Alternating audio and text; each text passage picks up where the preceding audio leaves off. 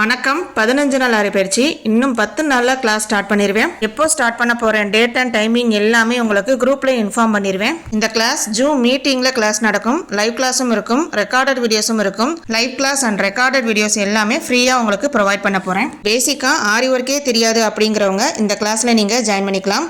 பேசிக்காக நீடில் எப்படி ஹேண்டில் பண்ணுற மெத்தடில் இருந்து ஸ்டெப் பை ஸ்டெப்பாக அட்வான்ஸ் லெவல் வர உங்களுக்கு 100 ஸ்டிச்சஸ் வர முதல் 10 நாளில் உங்களுக்கு ஸ்டிச்சஸ் கவர் ஆகிடும்.